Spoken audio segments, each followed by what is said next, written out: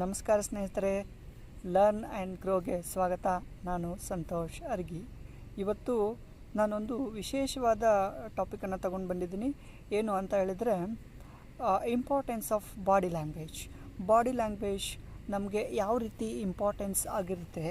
ನಮ್ಮ ಒಂದು ಕಮ್ಯುನಿಕೇಷನಲ್ಲಿ ನಾವೆಲ್ಲ ನೋಡಿರ್ತೀವಿ, ಭಾಷೆ ಒಂದು ದೊಡ್ಡ ಒಂದು ಸಾಧನ ಅಂತ ನಾವು ತಿಳ್ಕೊಂಡಿರ್ತೀವಿ. ಬಟ್ ಅದಲ್ಲದೆ ನಮ್ಮ ಬಾಡಿ ಲ್ಯಾಂಗ್ವೇಜ್ ಸಹಿತ ಎಷ್ಟೊಂದು ಸಹಕಾರಿಯಾಗಿರುತ್ತೆ ಅಂತ ನಾವಿವತ್ತು ನೋಡೋಣ. Right, learn and grow for miracles. ಮೊದಲನೇ ಟ್ರಿಕ್ಸ್ ನಾವು ನೋಡೋದಾದರೆ ಸ್ಪ್ರೆಡಿಂಗ್ ಸ್ಮೈಲ್ ಅಂತ ಹೇಳಿ. ಸ್ಮೈಲ್ ಅನ್ನೋದು ಏನು ಅಂತ ಹೇಳಿದರೆ ತುಂಬ ಯೂಸ್ಫುಲ್ ಆಗಿರುವಂಥ ಒಂದು ಸಾಧನ.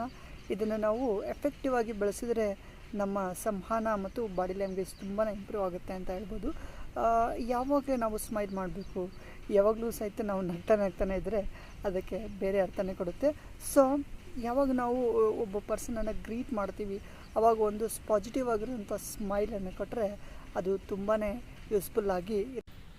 ಸ್ಮೈಲ್ ಯಾಕೆ ಅಷ್ಟು ಇಂಪಾರ್ಟೆಂಟ್ ಅಂತ ಹೇಳಿದರೆ, ಒಂದು ಇಂಗ್ಲೀಷಲ್ಲಿ ಒಂದು ವರ್ಡ್ ಇದೆ, ಸ್ಮೈಲ್ ಕ್ಯಾನ್ ಮೇಕ್ ಮಿರಾಕಲ್ಸ್ ಅಂತೇಳಿ. ಸೊ ಹೀಗಾಗಿ ಯಾವಾಗ ನಾವೊಂದು ಸ್ಮೈಲ್ ಒಬ್ಬ ವ್ಯಕ್ತಿ ಜೊತೆಗೆ ಮಾತಾಡಬೇಕಾದ್ರೆ ಒಂದು ಸ್ಪ್ಲೆಡಿಂಗ್ ಸ್ಮೈಲ್ ಇತ್ತು ಅಂತ ಹೇಳಿದರೆ ಅದು ಏನಾಗುತ್ತೆ ಗೊತ್ತಿಲ್ಲ, ಅದರಿಂದ ಡೆಫಿನೆಟ್ಟಾಗಿ ಮಿರಾಕಲ್ ಅಂತೂ ಆಗುತ್ತೆ. So smile when you are greeting the persons, right. ಎರಡನೇದು ಟ್ರಿಕ್ಸ್ನ ನಾವು ನೋಡೋದಾದರೆ ಐ ಕಾಂಟ್ಯಾಕ್ಟ್ ಅಂತ ಹೇಳ್ತೀವಿ.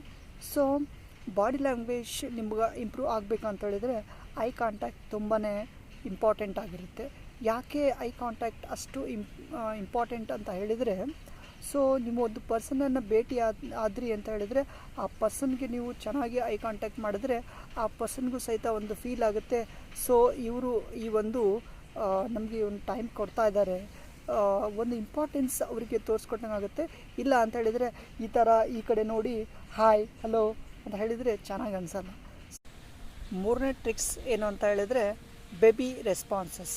ಏನಿದು ಬೇಬಿ ರೆಸ್ಪಾನ್ಸಸ್ ಅಂತ ಹೇಳಿದರೆ, ಯಾರೇ ನಮ್ಮ ಜೊತೆಗೆ ಕಮ್ಯುನಿಕೇಟ್ ಮಾಡಲಿಕ್ಕೆ ಬಂದರೂ ಸಹಿತ ನಾವೊಂದು ಸ್ಟ್ರಾಟಜಿನ ಯೂಸ್ ಮಾಡಬೇಕು. ಏನಂತ ಹೇಳಿದರೆ, ಒಂದು ಸ್ಮಾಲ್ ಬೇಬಿಗೆ ನಾವೇನು ರೆಸ್ಪಾನ್ಸಸ್ ಕೊಡ್ತೀವಲ್ಲ, ಅದು ಯಾವಾಗ ನಮ್ಮ ಹತ್ರ ಬಂದು ಒಂದು ಅಟೆನ್ಷನನ್ನು ತಗೊಳ್ಳೋಕ್ಕೆ ಟ್ರೈ ಮಾಡುತ್ತಲ್ಲ, ಅದೇ ರೀತಿ ನಾವು ಪ್ರತಿಯೊಬ್ಬರಿಗೂ ಸಹಿತ ಅದೇ ಒಂದು ರೆಸ್ಪಾನ್ಸಸ್ಸನ್ನು ಕೊಟ್ಟರೆ ನಮ್ಮ ಬಾಡಿ ಲ್ಯಾಂಗ್ವೇಜ್ ಇಂಪ್ರೂವ್ ಆಗುತ್ತೆ ಮತ್ತು ಅಪೋಸಿಟ್ ಪರ್ಸನ್ಸ್ಗೆ ಒಂದೇನೋ ಒಳ್ಳೆಯ ಒಂದು ಭಾವನೆ ಬೆಳೆದು ಅವರು ನಮಗೆ ಉತ್ತಮವಾದ ಒಂದು ರೆಸ್ಪಾನ್ಸಸ್ಸನ್ನು ಕೊಡ್ತಾರೆ. ಹಾಗಾಗಿ ನಾವು ಏನು ಹೇಳ್ತೀವಿ ಅಂತ ಹೇಳಿದರೆ, ಯಾವಾಗೂ ನಮ್ಮ ರೆಸ್ಪಾನ್ಸಸ್ ಏನಾಗಿರುತ್ತೆ ಅಂತ ಹೇಳಿದರೆ, ಒಂದು ಸಣ್ಣ ಮಗುವಿಗೆ ನಾವು ಯಾವ ರೀತಿ ರೆಸ್ಪಾನ್ಸಸ್ ಮಾಡ್ತೀವಲ್ಲ, ಈಗಿನ ಒಂದು ಕಾಲದಲ್ಲಿ ಎಷ್ಟು ರೆಸ್ಪಾನ್ಸಸ್ ಕೊಡೋದು ಎಷ್ಟು ಇಂಪಾರ್ಟೆಂಟ್ ಅಂತ ಹೇಳಿದರೆ, ಒಬ್ಬ ವ್ಯಕ್ತಿಗೆ ನಾವು ಯಾವಾಗ ರೆಸ್ಪಾನ್ಸಸ್ ಮಾಡ್ತೀವಿ ಆ ವ್ಯಕ್ತಿ ನಮಗೆ ಅದೇ ರೀತಿಯ ರೆಸ್ಪಾನ್ಸಸ್ಸನ್ನು ಕೊಡ್ತಾರೆ.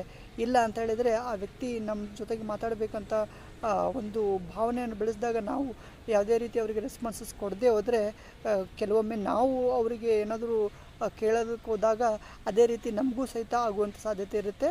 ಆದ್ದರಿಂದ ಬೇಬಿ ರೆಸ್ಪಾನ್ಸಸ್ ಅನ್ನೋ ಒಂದು ಟೆಕ್ನಿಕನ್ನು ಯೂಸ್ ಮಾಡಿ. ಫೋರ್ತ್ ಟ್ರಿಕ್ಸ್ ಏನಪ್ಪ ಅಂತ ಹೇಳಿದರೆ ಲಿಮಿಟ್ ದ ಮೂವ್ಸ್ ಅಂತ ಹೇಳಿ. ಯಾವಾಗ ನಾವು ಒಬ್ಬರ ಜೊತೆಗೆ ನಾವು ಮಾತಾಡ್ತಿದ್ದೀವಿ ಅಂತ ಹೇಳಿದರೆ ಆ ಕಡೆಯಿಂದ ಈ ಕಡೆ ಈ ಕಡೆಯಿಂದ ಆ ಕಡೆ ಓಡಾಡೋದ್ರಿಂದ ಆ ಕಾನ್ಸಂಟ್ರೇಟ್ ಏನಾಗುತ್ತೆ, ಡೈವರ್ಟ್ ಆಗಿಬಿಡುತ್ತೆ. ಸೊ ಆವಾಗ ಕಮ್ಯುನಿಕೇಟರ್ಗೆ ಒಂದು ಉತ್ತಮವಾದಂಥ ಕಾನ್ಸಂಟ್ರೇಟ್ ಕೊಡಲಿಕ್ಕೆ ಆಗೋದಿಲ್ಲ. ಅದ್ರ ಜೊತೆಗೆ ಇನ್ನೊಂದು ಅಂಶವನ್ನು ನಾವು ಏನು ಗಮನಿಸ್ಬೇಕಂತ ಹೇಳಿದರೆ, ಯಾವಾಗ ನಾವು ಒಂದು ಕಮ್ಯುನಿಕೇಟ್ ಮಾಡುವಂಥ ಸಂದರ್ಭದಲ್ಲಿ ಈ ರೀತಿ ಮಾಡೋದಾಗಲಿ ಅಥವಾ ಈ ರೀತಿ ಮಾಡೋದಾಗಲಿ ಇದು ಒಂದು ಉತ್ತಮವಾದ ಒಂದು ಅಂಶ ಅಲ್ಲ ಅಂತೇಳಿ ನಾವು ಗಮನಿಸಬೇಕು. ಆದ್ದರಿಂದ ಯಾವುದೇ ರೀತಿ ಕಮ್ಯುನಿಕೇಟ್ ಮಾಡುವಾಗಲಿ ಇಂಥ ಒಂದು ಅಂಶಗಳನ್ನು ನಾವು ಅವಾಯ್ಡ್ ಮಾಡಬೇಕು. ಸೊ ಲಾಸ್ಟ್ ಒಂದು ಟ್ರಿಕ್ಸ್ ಏನು ಹೇಳುತ್ತೆ ಅಂತ ಹೇಳಿದರೆ using your hands. So using your hands ಇದು ಏನು ಉಪಯೋಗ ಆಗುತ್ತೆ ಅಂತ ಹೇಳಿದರೆ, ಯಾವಾಗ ನಾವು ಒಂದು ಕಮ್ಯುನಿಕೇಟ್ ಮಾಡಬೇಕಾದ್ರೆ ನಮ್ಮ ಕೈಗಳನ್ನು ಬಳಸೋದ್ರಿಂದ ಏನಾಗುತ್ತೆ ಅಂತ ಹೇಳಿದರೆ, ನಾವು ಏನು ಮಾತಾಡಬೇಕಂತ ಅಂದ್ಕೊಂಡಿರ್ತೀವಿ ಆ ಒಂದು ಅಂಶಗಳನ್ನು ಹೊರಗೆ ಹಾಕಲಿಕ್ಕೆ ಮತ್ತು ಅದನ್ನು ನೆನಪು ಮಾಡ್ಕೊಳ್ಳಿಕ್ಕೆ ತುಂಬಾ ಸಹಕಾರಿಯಾಗುತ್ತೆ ಅಂತ ನಾವು ಹೇಳಬೇಕು. ಸೊ ಈ ರೀತಿ ಎಲ್ಲವನ್ನು ಟ್ರಿಕ್ಸನ್ನು ನೀವು ಬಳಸಿದರೆ ನಿಮ್ಮ ಒಂದು ಬಾಡಿ ಲ್ಯಾಂಗ್ವೇಜ್ ಉತ್ತಮವಾಗಿರುತ್ತದೆ ಮತ್ತು ನೀವು ಕೆಲವೊಂದು ವ್ಯಕ್ತಿಗಳನ್ನು ಮಾತಾಡದೇ ನಿಮ್ಮ ಒಂದು ಬಾಡಿ ಲ್ಯಾಂಗ್ವೇಜ್ ಮೂಲಕ ಅವರಿಗೆ ಇಂಪ್ರೆಸ್ ಮಾಡ್ಬೋದು. ಸೊ ಇದು ಒಂದು ಉತ್ತಮವಾದ ಅಂಶ ಅಂತ ನಾನು ಗಮನಿಸ್ತೀನಿ. So like and subscribe to my channel Santosh Argi. I'll meet you in the next topic. Till then, take care of you all.